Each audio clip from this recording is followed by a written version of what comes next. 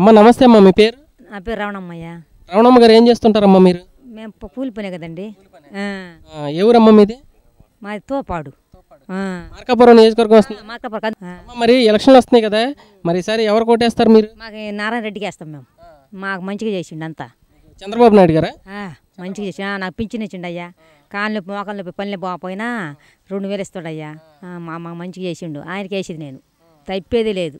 వాస్తవం ప్రమాణ పూర్తిగా ఆయన తప్ప ఎవరికి నేను 30 సంవత్సరాలు కాంగ్రెస్కి అయితే ఒక పింఛన్ కానీ ఒక లోను కానీ మాకు చేసినోడే లేడు ఆ కాంగ్రెస్ తరపున.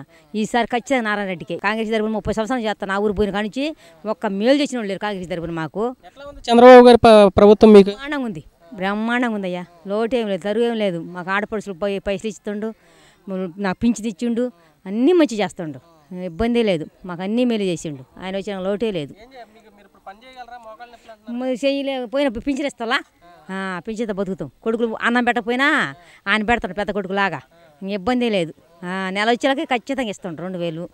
పెద్ద కొడుకులాగా చూస్తుండే, మమ్మల్ని మంచిగా చూస్తుండే అయ్యా. ముసలి మటుకు అంతా బాగానే ఉంది. ఆయన తప్ప ఇతరాంతరం వేసేది లేదు. పచ్చ చెట్టు కింద ఉండం, మాట తప్పేది లేదు, ఓటు మారేది లేదు. ఎలా ఉందమ్మా మీకు? ఎంతమంది పిల్లలు మీకు? 2 కొడుకులు 2 కూతుర్లు అండి. వాళ్ళు అక్కడ దేశానే ఉంటారు, బయలుదేరిపోయి పోతారు. ఇక్కడ నేనే ఉంటా, ఒక్కదాన్నే ఉంటా, ముసలిదాన్ని. ఈ డబ్బులే ఆధారం, అన్నీ ఈ డబ్బులు ఆధారం, మొత్తం అయ్యే ఆధారం. ఏం పోతే మెరగలకు లేకపోతే పోలేను. పింఛన్ తోటి బతుకుతున్నా అని బట్టి. అవి లేకపోతే ఏం పని చేయాలి మేము? కాలు లేని వాళ్ళము, నడవలేని వాళ్ళము అని బట్టి కదా.